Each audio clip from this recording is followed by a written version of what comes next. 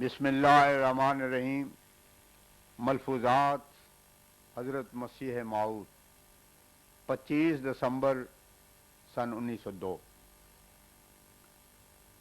فرمایا یہ بھی یاد رکھنا چاہیے کہ گناہ دو قسم کے ہوتے ہیں۔ ایک گناہ کبیرہ کہلاتے ہیں، جیسے چوری کرنا، زنا، ڈاکہ وغیرہ موٹے موٹے گناہ کہلاتے ہیں۔ دوسرے صغیرہ جو بلحاظ بشریت کے انسان سے سرزد ہو جاتے ہیں، باوجود کہ انسان اپنے آپ میں بڑے ہی بچتا اور محتاط رہتا ہے، مگر بشریت کے تقاضے سے بعض ناسزا امور اس سے سرزد ہو جاتے ہیں، جو دوسری قسم کے گناہ ہیں۔ اسی طرح پر گناہ کے دور ہونے کے بھی دو ذریعے ہیں۔ اول وہ ذریعہ ہے کہ بہت سے گناہ ایسے ہیں جو اللہ تعالیٰ کے غلبہ خوف کے سبب سے دور ہو جاتے ہیں، یعنی استعلاء خوف الہی ایک بھی ایسی شے ہے جو گناہوں کو دور کرتی ہے اور ان سے بچاتی ہے۔ یہ ذریعہ ایسا ہے جیسے پولیس کے خوف سے انسان قانون کی خلاف ورزی سے بچتا ہے۔ پھر دوسرا ذریعہ گناہوں سے بچنے کا یہ ہے کہ اللہ تعالیٰ کی رحمت پر اطلاع پانے کے بعد اس کی محبت بڑھتی ہے اور پھر اس محبت سے گناہ دور ہوتے ہیں۔ ان دونوں ذریعوں سے بھی گناہ دور ہوتے ہیں۔ ایک اور قسم کے لوگ ہیں جو چاہتے ہیں کہ گناہ ان سے سرزد نہ ہو، مگر وہ کچھ ایسے غفلت میں پڑ جاتے ہیں اور بھول جاتے ہیں کہ گناہ ہو ہی جاتے ہیں۔ لیکن یہ امر انسان کی فطرت اور رگ و ریشہ میں رچا ہوا ہے کہ وہ شدت خوف سے بچتا ہے۔ جیسے میں نے کہا کہ شیر کے سامنے اگر بکری کو باندھ دیویں تو گھاس نہیں کھا سکتی، یا حاکم کے سامنے کوئی انسان اکڑ کر کھڑا نہیں ہو سکتا، بلکہ وہ اس کے سامنے نہایت عاجزی اور احتیاط سے خاموش کھڑا ہوگا۔ یہ احتیاط اور عجز اور خوف اور حاکم کے رعب اور حکومت کا نتیجہ ہے، لیکن یہی نتیجہ محبت سے بھی پیدا ہوتا ہے۔ جب ایک شخص اپنے محسن کے سامنے جاتا ہے تو وہ اس کے احسان کو یاد کر کے خود بخود نرم اور محتاط ہو جاتا ہے اور ایک حیا اس کی آنکھوں میں پیدا ہوتا ہے۔ محسن کے ساتھ محبت بڑھتی ہے۔ جیسے کوئی شخص کسی کا قرض ادا کر دے تو وہ اس سے کس قدر محبت کرتا ہے، پھر اس محبت کے تقاضے سے وہ اس کی خلاف ورزی اور خلاف مرضی کرنا نہیں چاہتا۔ یہ فرما برداری اور اطاعت محبت ذاتی سے پیدا ہوتی ہے۔ اسی طرح پر انسان کو اگر خدا تعالیٰ کے احسانات کا علم ہو جو اس پر اس نے کیے ہیں تو وہ اس کی محبت ذاتی کی وجہ سے گناہوں سے بچے گا، اور پھر کوئی تاریخ اس طرف نہیں لے جا سکتی۔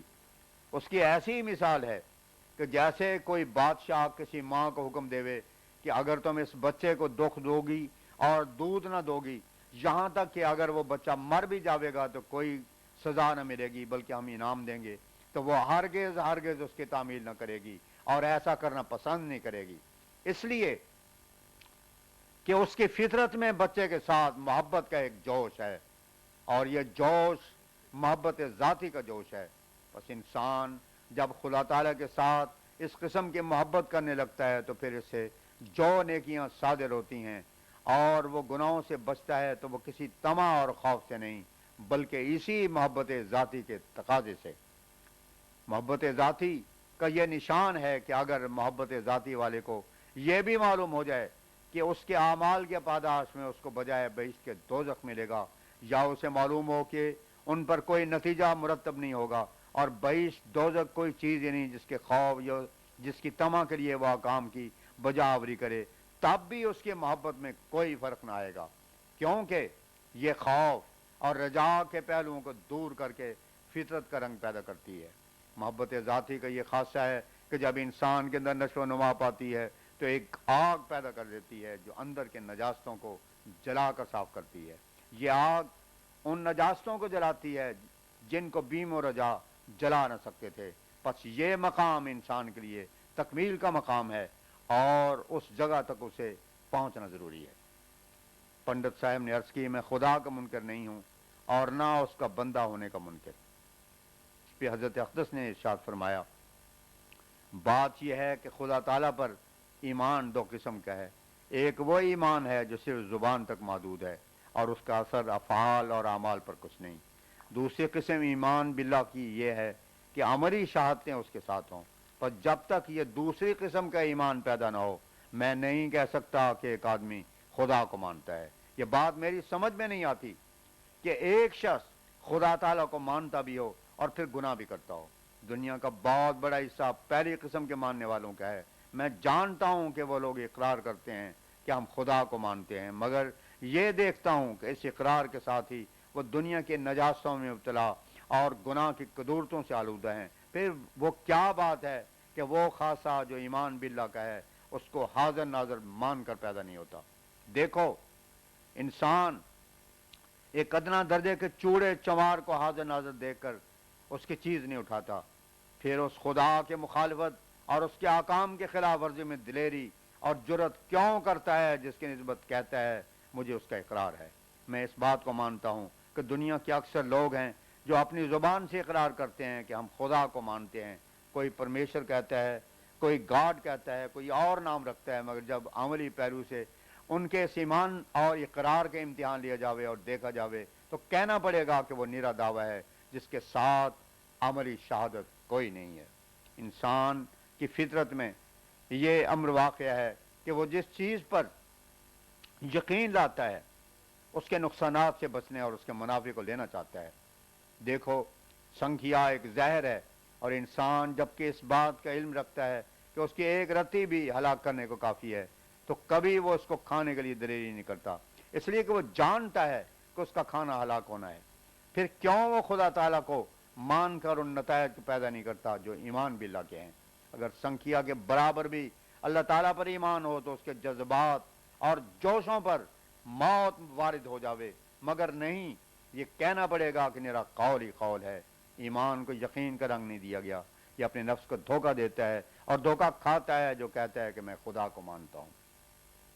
بس پہلا فرض انسان کا یہ ہے کہ وہ اپنے آپ اس ایمان کو درست کرے جو وہ اللہ پر رکھتا ہے، یعنی اس کو اپنے اعمال سے ثابت کر دکھائے کہ کوئی فعل ایسا اسے سرزد نہ ہو جو اللہ تعالیٰ کی شان اور اس کے احکام کے خلاف ہو۔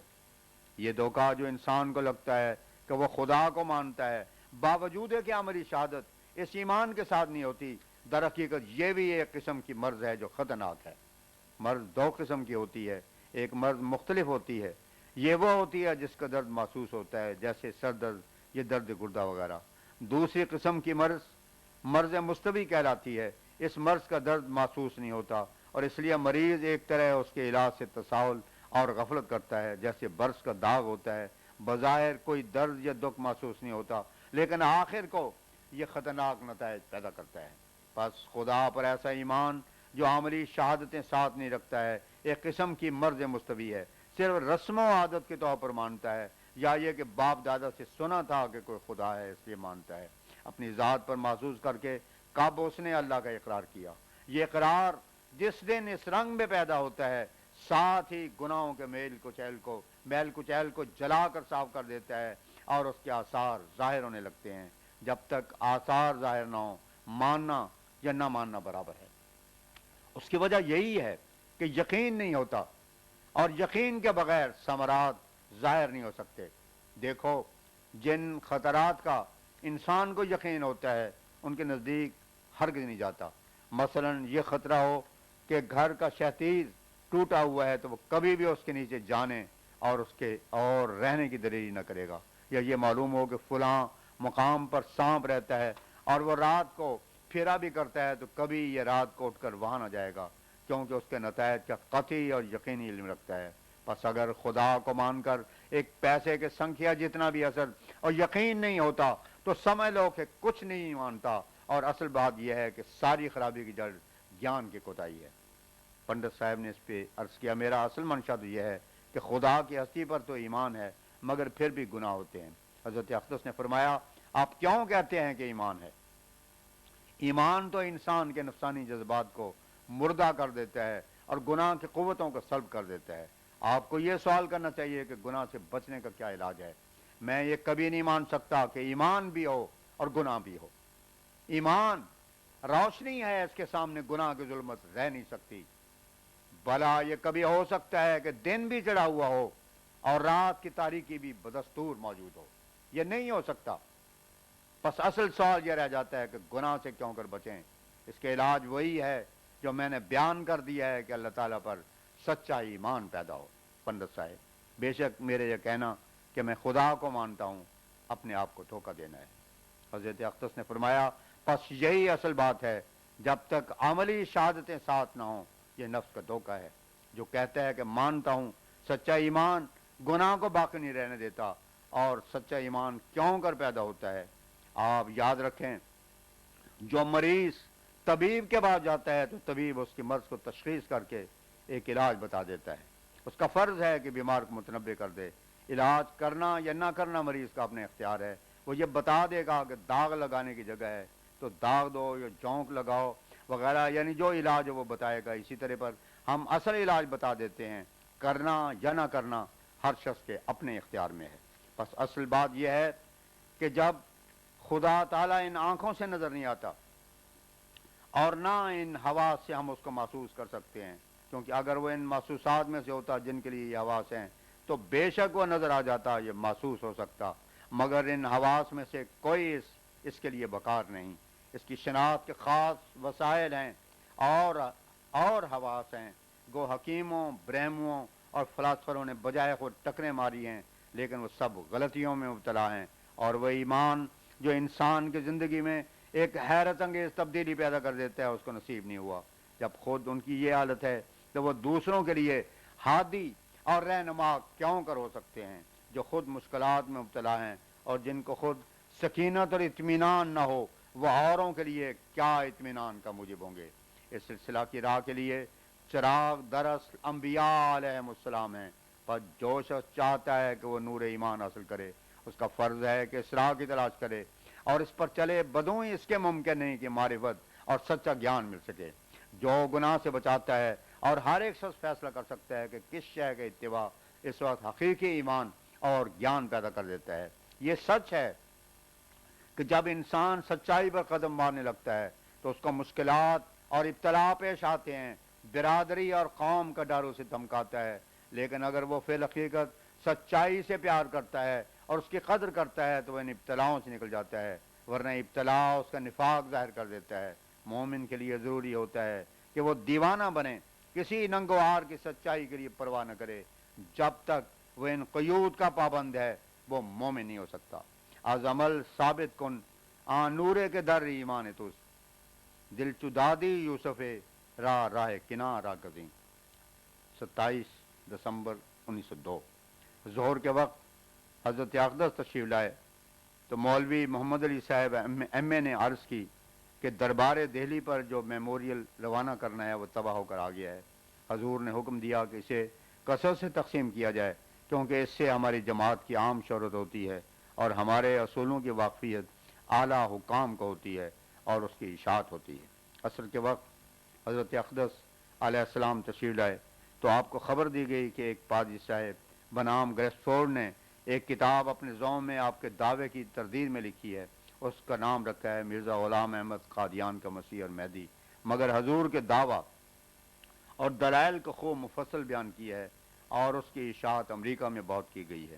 اس پر ذکر ہوتا رہا کہ اللہ تعالیٰ نے ایک اشاعت کا ذریعہ بنایا ہے. اس کی وہی مثال ہے ادو شد سبب خیر گر خدا خواہد. حضرت اقدس علیہ السلام نے فرمایا پھر تو ہم کو بھی ضرور لکھنا چاہیے. جب انہوں نے بطور ہدیہ کے کتاب ہمیں بھیجی تو ہمیں بھی ہدیہ بھیجنا چاہیے. یہ خدا تعالیٰ کے کام ہیں. مخالفوں کی توجہ سے بہت کام بنتا ہے. میں نے آزمایا ہے کہ جہاں مخالف ٹھوکر کھاتا ہے وہاں ہی ایک بڑی حکمت کی بات ہوتی ہے. حسب دستور حضرت اقدس قبل از نماز عشاء تشریف لائے. ایک خادم کی نسبت ایک شخص کو غلط فہمی ہوئی تھی کہ اس نے نعوذ باللہ حضرت کے کسی فعل پر اعتراض کیا ہے کہ ایسا نہیں کرنا چاہیے تھا. جب اس بیچارے کو خبر ہوئی تو اس نے مولانا عبد الکریم صاحب کی خدمت میں آ کر اصل واقعہ بتلایا اور عرض کی راوی کو غلط فہمی ہوئی ہے، ورنہ میرا ایمان ہے کہ حضور کا ہر فعل الہی ہے، جس پر اعتراض کرنا سخت درجے کا کفر اور ضلالت ہے. مولانا مولوی عبد الکریم صاحب نے اٹھ کر اصل واقعہ حضرت اقدس کی خدمت میں گزارش کیا اور خود اس خادم نے بھی عرض کی، جس پر حضرت اقدس مسیح موعود علیہ الصلوۃ والسلام نے ارشاد فرمایا اوائل میں جماعت میں ایسی بات ہوا کرتی ہے اسی طرح جب پیغمبر خدا صلی اللہ علیہ وسلم مدینے میں تشریف لائے تھے تو آپ نے کچھ زمین ایک صحابی سے خریدنی چاہی، تو اس نے کہا کہ میں نے اپنے لڑکوں کے لیے رکھی ہے، حالانکہ سب کچھ تو آپ کے ہاتھ پر فروخت کر چکا ہوا تھا۔ آخر وہی اصحاب تھے کہ جنہوں نے سب دینی ضرورتوں کو مقدم رکھا اور اپنی جانوں تک کو قربان کر دیا۔ ہماری جماعت کو چاہیے کہ ہمیشہ خیال رکھے کہ بعض امور تو سمجھ میں آ سکتے ہیں اور بعض نہیں آ سکتے، تو جو سمجھ میں نہ آیا کریں ان کو پس پس نہ کیا جاوے، وہ دریافت کر لینے چاہیے۔ نیکی اسی کا نام ہے، ورنہ ہفتے اعمال ہو جاتا ہے۔ یہ ہمارا معاملہ اور کاروبار سب خدا کا ہے، ہمارے نفس کو اس میں دخل نہیں۔ ہم نے اس خطا کو بخشا اور معاف کیا۔